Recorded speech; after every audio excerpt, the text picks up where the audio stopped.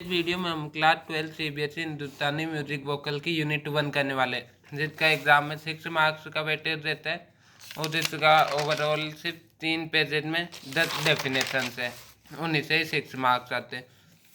तो सबसे पहले हमारे पास में जो डेफिनेशन है वो है अलंकार। अलंकार का मतलब क्या होता है? अलंकार मतलब सजाना। अब सजाया किससे जाता है? ज्वेलरी या ऑर्नामेंट, यानी कि अलंकार बेसिकली मीन्स ऑर्नामेंट, ज्वेलरी और डेकोरेशन। जिस प्रकार से अलंकार ब्यूटी को बढ़ा देता है, यानी कि सौंदर्य को बढ़ा देता है कि पहनने वाले व्यक्ति के को, उसी प्रकार से संगीत के अंदर अलंकार संगीत की सुंदरता को बढ़ा देता है। अलंकार के अंदर दोनों आरोह भी होते हैं, अवरोह भी। अब आरोह अवरोह क्या होते हैं? जैसे कि आरोह को अगर हम उल्टा करके पढ़ लेंगे तो वो अवरोह बन जाएगा।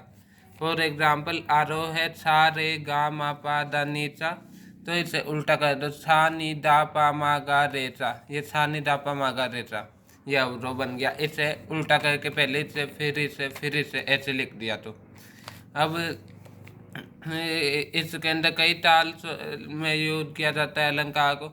रूपक डाल और कईयों में अलंकार को पलटा भी कहते हैं, क्योंकि पलटा का मतलब होता है पलटना। फिर बाद में आता है कण। तो कण का सिंपली मतलब होता है कण, यानी कि एटम या फिर एक बहुत छोटा सा कोई भी चीज़। तो कण के अंदर हम संगीत के जिस स्वर को कण है उससे हम बस टच करेंगे, यानी कि अच्छे से ना बोल के उससे बहुत कम समय के ड्यूरेशन के लिए बोला जाएगा। उसे पद स्वर भी कहते हैं, क्योंकि हम उस स्वर को बस टच करते हैं, पूरा अच्छे से नहीं बोलते हैं। इसके अंदर सिंगर उसे पूरा ना बोल के बस टच करते हैं। कन को हम इस सिंबल से डिनोट करते हैं। ये जो भी कन होएगा उसे हम छोटा लिख देंगे, जैसे कि सारा गमा, ऐसे हल्का सा टच करेंगे उसे। पूर्व लगन कन नाम से ही पता चल रहा है जो कन मेन स्वर से पहले हो, जैसे कि ये छोटा है पहले फिर बाद में र, तो ये पूर्व लगन कन हो गया। अनुलगन कन जिसके अंदर कन मेन स्वर के बाद में यूज हो। फॉर एग्जाम्पल, हम ये रा लिख दे फिर बाद में आगे छोटा सा अक्षर लिख दे, वो अनुलगन कन हो जाएगा। फिर बाद में आता है खटका।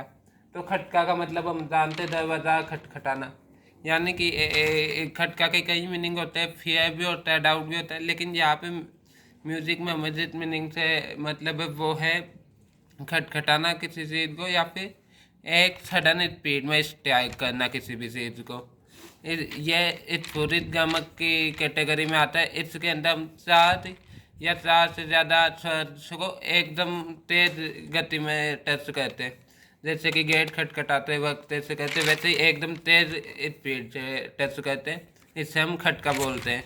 ये खटका सिंगर को ये सिग्नल देता है कि उसे बहुत जल्दी स्पीड में गाना है, मेन स्वर से पहले वाले को भी और बाद वाले को भी। जैसे कि फॉर एग्जाम्पल, ये खटकाएगा, तो सा हम जानते हैं सा रे गा मा पा दा नी सा, तो ग से पहले क्या है र और ग के बाद में माँ, तो हम सबसे पहले ग के बाद वाले को लिख देंगे गा माँ।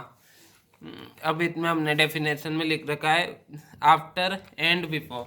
तो गा के बाद वाला आफ्टर हो गया ये माँ, और बिफोर वाला रा, यानी कि गा माँ रे, बाद में वापस से ही मेन स्वर को लिखना है, यानी कि गा। तो ये हो गया खटका। फिर बाद में अगले पेज पे जाते, अगली फोर्थ डेफिनेशन है ग्राम। तो फिर ग्राम शब्द से हम बेसिकली समझते हैं गाँव। जिस प्रकार से विलेज एक्सेट्रा लोगों से बना होता है विलेज, उसी प्रकार से ग्राम स्वर और श्रुतियों के समूह को ग्राम कहते हैं। इसके अंदर ये अरेंज होते हैं स्वर और श्रुति ग्राम के अंदर। भारत मुनि के अनुसार ग्राम मेनली दो टाइप के होते हैं। अब जिस प्रकार से ग्राम से बनते हैं वो राम से बनती है मूर्छनाद, और मूर्छनाद से बनते हैं राग। फॉर एग्जाम्पल, भारतीय मुनि के अनुसार दो टाइप के ग्राम हैं। अगर हम ये भारतीय मुनि ने नाट्य शास्त्र में लिखा है कि दो टाइप के, लेकिन वैसे तीन टाइप के भी होते हैं, एक थर्ड टाइप भी होता है। लेकिन अगर एग्जाम में जनरली क्वेश्चन पूछा जाए तो मॉडर्न टाइम में टू है, लेकिन एंशिएंट टाइम का कहे तो आंसर थ्री भी हो सकता है। पहला ग्राम आता है षड्ज ग्राम। ये सबसे ज़्यादा यूज किया जाता था एंशिएंट म्यूजिक में। इसके अंदर रेशियो 4 ये टोटल 7 आएंगे। 4 रेशियो 3 रेशियो 2 रेशियो 4 रेशियो इस रेशियो में डिवाइडेड होएंगे श्रुति। अब इसे याद कैसे रखेंगे, तो हम पहले 4 से लेकर 2 तक की गई है काउंटिंग, यहाँ पर भी 4 से लेकर 2 तक की, और बीच में 7 होएंगे तो एक बीच में मिडल में एक 4 और आ गया है। तो इस तरीके से याद कर लेंगे। फिर मध्यम ग्राम क्या होगा, मध्यम ग्राम में कुछ नहीं है, ये इस वाले 4 में से एक श्रुति को निकाल के इसमें लगा देंगे यहाँ पे। मध्यम ग्राम में ये पंचम में एक श्रुति कम कर देंगे। तो पंचम कौन सा है, सा षडर ऋषभ गंधर्व सा रे गा मा मध्यम पंचम। पंचम यानी कि 5th वाले में, यहाँ पे 4th है, इसमें 3 हो गया, यानी कि 5th वाले में तो हमने एक श्रुति को निकाल के इसमें डाल दिया 4th वाले में गंधर्व में। तो फिर बाद में ये बन जाएगा मध्यम ग्राम। और इसका ये सा रे गा मा धा पा नी, इसके अंदर ये 4 रेशियो 3 रेशियो 2, यहाँ पे ये 4 है, यहाँ पे ये वाला 4 की जगह 3 हो गया और ये 3 की जगह 4 हो गया, यानी कि इस 4 में से एक को निकाल के इसमें डाल दिया हमने, यानी कि ये सा रे गा मा पा, यानी कि हमने पंचम में से एक को निकाल के ध में धैवत में डाल दिया है, धा को धैवत। तो फिर बाद में ये मध्यम ग्राम हो गया। अब गंधाग्राम आता है। तो गंधाग्राम बेसिकली 2 ही टाइप के क्यों होते हैं, क्योंकि गंधाग्राम एंशिएंट टाइम में एग्जिस्ट करता था, इसे निषद ग्राम भी कहते हैं, लेकिन अब प्रेजेंट टाइम में एक्सटिंक्ट हो चुका है। कई एंशिएंट कई स्कॉलर का तो ये भी मानना है कि ये पृथ्वी पे कभी आया ही नहीं था, यानी कि ये देवलोक में ही खत्म हो गया था, या फिर देवलोक में ही रहता है अब भी। फिर बाद में आता है गमक। तो एंशिएंट म्यूजिशियन के अनुसार गमक स्वरों का कंपन होता है, कि जैसे कि स्वरों को इस तरीके से कंपित करवाया जाता है कि वो सुनने वाले को आनंद दे। इसके अंदर लेकिन मॉडर्न म्यूजिशियंस के अनुसार इसकी अलग डेफिनेशन है। जो भी चीज़ जो बॉटम ऑफ हर्ट चाहे वो चीज़ गमक होती है। इसका मेन यूज ध्रुपद में किया जाता है, ध्रुपद ताल में। और संगीत रत्नाकर के अनुसार 15 टाइप के गमक से त्रिपा ये जाओ तो याद भी कर लो, क्योंकि ना भी सकते हैं ना भी आए। तो 15 टाइप के गमक होते हैं। त्रिपा स्फुरिता कंपित लीन आंदोलित। अब इसके अंदर स्पेलिंग का मेन होता है ना ये म्यूजिक में, क्योंकि ये सभी वर्ड्स है हिंदी के, तो इनमें बस वर्ड याद करने पे होना चाहिए मेन फोकस, क्योंकि स्पेलिंग में ये हिंदी के वर्ड है, इन्हें इंग्लिश में लिखा गया है, इसलिए स्पेलिंग चेंज भी हो सकती है थोड़ी बहुत, तब भी एग्जामिनर यूजुअली गलत नहीं करेगा। फिर बाद में आता है मूर्छना। मूर्छना का ओरिजिनेट हुआ है वर्ड मूर्छते, जिसका मतलब होता है चमकना या उभरता हुआ। जैसे कि मूर्छना बनी हुई होती है ग्राम से, शुरुआत में सिर्फ 21 ही मूर्छना थी, लेकिन बाद में जानते हैं कि ये जो गंधार ग्राम है ये एंशिएंट टाइम में विलुप्त हो गया, यानी कि अब मॉडर्न टाइम तक सर्वाइव भी नहीं कर पाया गंधार ग्राम। तो अब मॉडर्न टाइम में वो गंधार ग्राम वाले 7 मूर्छना भी नहीं बची, तो मॉडर्न टाइम में सिर्फ 14 मूर्छना आ जाए। तो क्वेश्चन में ये पूछा जाए कि कितनी मूर्छना है, तो हमारा आंसर 14 होगा, अनलेस या अनटिल ये मेंशन किया जाए कि एंशिएंट टाइम में जब गंधार ग्राम था तब। तो मूर्छना होता क्या, मान लीजिए जैसे कि ये होता है बेसिक नोट सा रे गा मा पा धा नी सा, अगर हम इसमें सा की जगह ओ किसी से भी शुरुआत कर देंगे तो ये मूर्छना बन जाएगा। फॉर एग्जाम्पल हमने गा से कर दी, तो फिर गा मा पा, ये सेम टू का सेम लिखा है, गा मा पा धा नी सा और रे गा सेम टू का सेम लिखा है, तो ये मूर्छना बन गई क्योंकि हमने गा से शुरुआत कर दी। अगर हम रे से शुरुआत कर देते, रे गा मा पा धा नी सा रे, तो फिर बाद में भी ये मूर्छना बन जाता। फिर बाद में अगला हमारे पास में आता है अलाप। तो हमने कई सॉन्ग सुने हुए होते हैं, तो हम उनमें देखते हैं कि गाना डायरेक्टली स्टार्ट होने की जगह पहले अलाप प्ले होता है, जैसे कि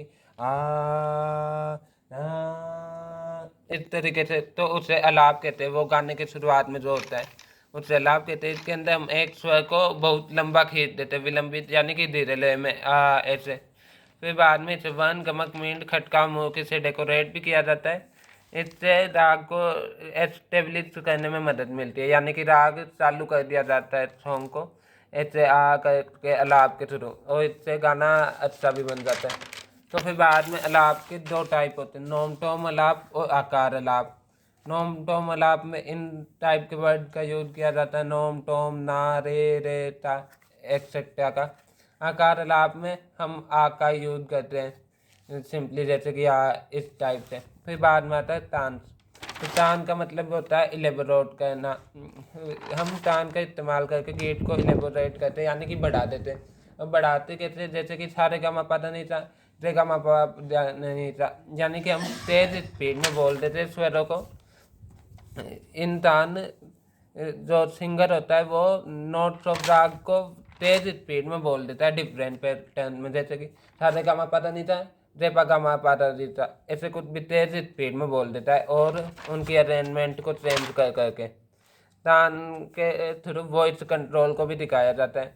इससे जिन लोगों का अपने वॉइस पे कंट्रोल हो, यानी कि जो कंट्रोल कर पाए वही बोल पाते, क्योंकि ये आसान नहीं होता तान बोलना। फिर बाद में आता है मींड।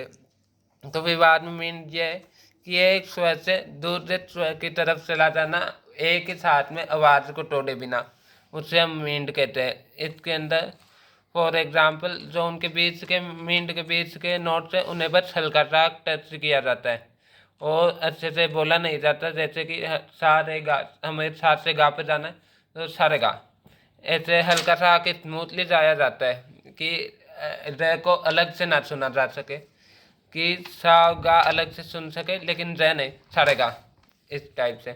फिर बाद में आता है मूर्की। तो मूर्की का मतलब होता है ईयरिंग। अब ईयरिंग से आप क्या है, मूर्की के सिंबल को हम इस ईयरिंग वाले साइन से डिनोट करते हैं। तो मूर्की का बेसिकली मतलब होता है ईयरिंग। मूर्की के अंदर हम 3 या 4 स्वर को एकदम शॉर्ट इंटरवल में, यानी कि बहुत तेज स्पीड में बोल देते हैं। मूर्की के कारण सॉन्ग में ब्यूटी और लाइवलीनेस आ जाती है, और ये गाने के अंदर एक्सप्रेशंस को बढ़ाने में मदद करता है। हम ऐसे लिखते हैं सरे सा सरे रा, इस टाइप से, और इसे हम इस टाइप के सिंबल से, यानी कि ये ईयरिंग जिस प्रकार से नीचे लटकता है इस सिंबल से डिनोट करते हैं हम मूर्की को। इसका जनरली यूज ठप्पा, ठुमरी, डाडा और क्लासिकल सिंगिंग में किया जाता है।